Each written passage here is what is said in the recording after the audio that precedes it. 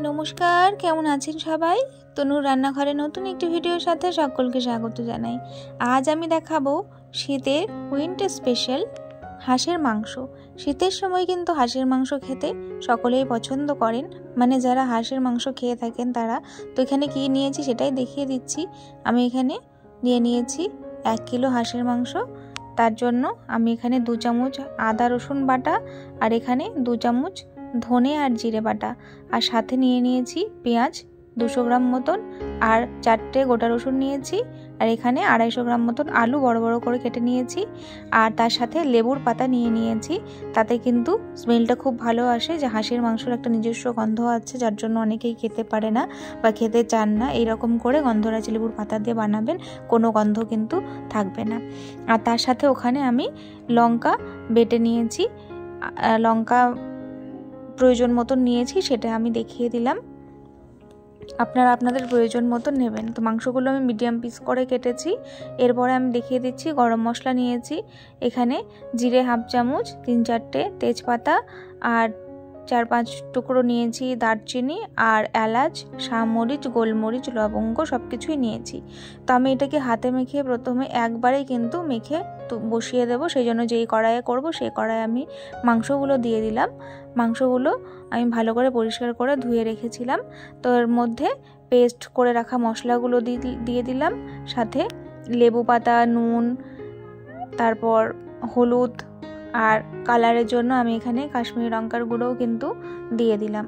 আপনারা যেমন পরিমাণ নেবেন সেই অনুযায়ী কিন্তু এই মশলাগুলো অ্যাড হবে, আর ঝাল যেমন খাবেন সেই পরিমাণ অনুযায়ী কিন্তু আপনারা ঝালটা ব্যবহার করবেন। আমি এখানে শুকনো লঙ্কা কিন্তু পেস্ট করে দিয়েছি। এইবারে ভালো করে এটাকে মাখতে হবে। যত ভালো মাখা হবে তত ভালো কিন্তু হাঁসের মাংসের টেস্ট হবে। তো এই রকম করে কিন্তু হাতে মেখে যদি রান্না করেন একদম গ্রাম্য পদ্ধতিতে, তাহলে কিন্তু ভীষণ ভালো হয় খেতে। তো দেখুন আমি খুব ভালো করে কিন্তু একদম হাতে প্রেসার দিয়ে কিন্তু খুব ভালো করে কিন্তু মেখে নিচ্ছি। এই সময় কিন্তু আমি কোনো তেল দিইনি। তো এইবারে আমি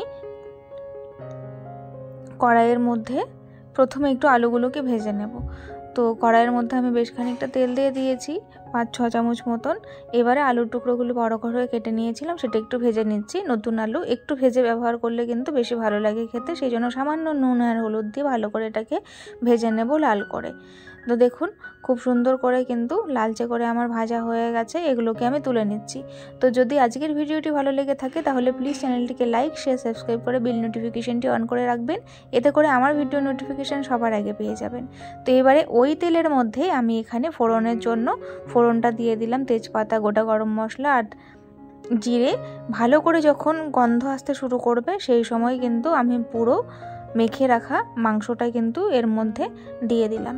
অনেকেই কিন্তু হাঁসের মাংসর একটা গন্ধ থাকার কারণে খেতে পারে না, তাদের জন্য আমি সাজেস্ট করব আপনারা যদি এইভাবে লেবুর পাতা দিয়ে দেন তাহলে কিন্তু কোনো গন্ধই আসবে না, বরং স্বাদটা কিন্তু দ্বিগুণ হবে, খুব ভালো লাগবে খেতে।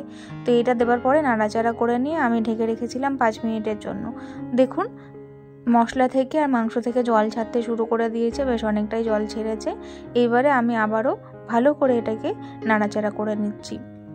হাঁসের মাংস কিন্তু বেশ শক্ত, সেই জন্য একটু টাইম লাগবে সেদ্ধ হতে, সেই জন্য বারবার করে একটু করে ঢাকা দেবো, আর বারবার করে একটু করে জল মিশিয়ে কিন্তু এটাকে বেশ 1-1.5 ঘন্টা টাইম লাগবে।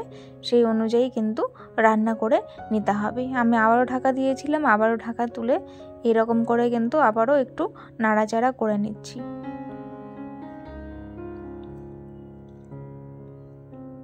তো গরমের থেকে কিন্তু শীতের সময় হাঁসের মাংস কিন্তু খেতে বেশি ভালো লাগে, আর শীতের সিজনেই কিন্তু হাঁসটা সব জায়গাতেই মোটামুটি পাওয়া যায়। তো আপনারা যারা পছন্দ করেন অবশ্যই কিন্তু এনে আমার রেসিপিটি ফলো করে কিন্তু রান্না করতে পারেন, ভীষণ ভালো হবে, কথা দিচ্ছি। তো দেখুন পুরো মশলা থেকে তেল ছাড়তে শুরু করে দিয়েছে, আর কালারটাও কিন্তু দুর্দান্ত এসেছে। এই সময় কিন্তু আমি খুব ভালো করে এটাকে কষিয়ে নিচ্ছি। যে জলটা বেরিয়েছিল মশলা থেকে আর মাংস থেকে সেই জলটা কিন্তু শুকিয়ে গেছে। খুব সুন্দর করে কিন্তু এবারে মশলাটা কষানো হচ্ছে, আর এইভাবে একটু মাঝে মাঝে নাড়াচাড়া করে দিতে হবে। এরপরে আমি মাংসটা যাতে ভালোভাবে সেদ্ধ হয় সেই জন্য এখানে 1 গ্লাস মতন প্রথমে গরম জল আমি দিয়ে দিলাম। মাংসের মধ্যে চেষ্টা করবেন গরম জল দেওয়ার, তো এখানে আমি গরম জল দিয়েছি 1 গ্লাস, দেওয়ার পরে আবারও কিছুক্ষণের জন্য কিন্তু আমি ঢাকা দিয়ে দিয়েছিলাম।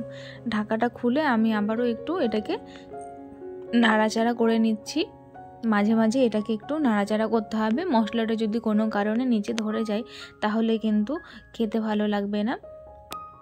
তো এটাকে দিয়ে আবারও আমি ঢাকা দিয়ে দিলাম 5-7 মিনিটের জন্য। এই জলটা কিন্তু শুকিয়ে গেছে। আবারও একটু ভালো করে কিন্তু কষিয়ে নেব। দেখুন লেবু পাতাটা দেওয়ার জন্য কালারটাও কিন্তু চেঞ্জ হয়ে গেছে, মনে হচ্ছে লেবু পাতাটা কিন্তু তেজপাতার মতোই লাগছে, কিন্তু লেবু পাতার জন্য অসম্ভব সুন্দর হয়। খুব ভালো হয় যদি আপনারা গন্ধরাজ লেবুর পাতা ইউজ করতে পারেন, তাহলে কিন্তু খুব ভালো হয়। আমি এখানে গন্ধরাজ লেবুর পাতাই ইউজ করেছি। তো দেখুন আবার যখন মশলা থেকে তেল ছাড়তে শুরু করেছে সেই পর্যায়ে কিন্তু আমি ভেজে রাখা আলুটা অ্যাড করে দিলাম। এখনও কিন্তু মাংসটা কিছুক্ষণ সেদ্ধ হবে। এটা কিন্তু বেশ টাইম নিয়ে রান্না করতে হয়। যদি উনুনে রান্না করেন তাহলে খুব ভালো হয়, আর গ্যাসে হলে কিন্তু একটু বেশি টাইম লাগে। তো আলুটা দেওয়ার পরেও আমি খুব ভালো করে আবারও কষিয়ে নিচ্ছি এটাকে, এইভাবে নাড়াচাড়া করে। আলুটাও কিন্তু আরও কিছুক্ষণ সেদ্ধ হবে সেই জন্য। তো ভিডিও ভালো লাগলে আমার পাশে থাকবেন এই রকম নিত্য নতুন আরও রেসিপি দেখার জন্য। আর কে কোথা থেকে ভিডিও দেখছেন অবশ্যই কিন্তু জানাতে ভুলবেন না। তো দেখুন আলুটা দিয়ে আমি 10 মিনিট মতন কষিয়েছি। তারপরে কিন্তু এখানে যতটা ঝোল দেব সেই পরিমাণ অনুযায়ী আমি ঝোল দিয়ে দিয়েছি। এখন একটু বেশি ঝোলটা দিয়েছি কারণ মাংসটার আলুটা আর একটু সামান্য সেদ্ধ হবে। তারপরে কিন্তু আমি এটাকে মাখা মাখা করে ঝোলটা করে নামিয়ে নেব। তো ঝোলটা বেশ 10 মিনিট মতন ভালো করে ফুটেছে। নামানোর আগে আমি এখানে 1/2 চামচ দিয়ে দিলাম এখানে গরম মশলা গুঁড়ো। দেবার পরে আমি আবারও খুব ভালো করে এটাকে মিশিয়ে ঢাকা দিয়ে কিন্তু স্ট্যান্ডিং টাইমের জন্য গ্যাসটা বন্ধ করে আমি রেখে দিয়েছিলাম। এইবারে দেখুন কালারটা কত সুন্দর হয়েছে, আর ঝোলটা তখন অনেকটা লাগছিল, এখন কিন্তু ওই রকম নেই, অনেকটা শুকিয়ে গেছে। ধন্যবাদ।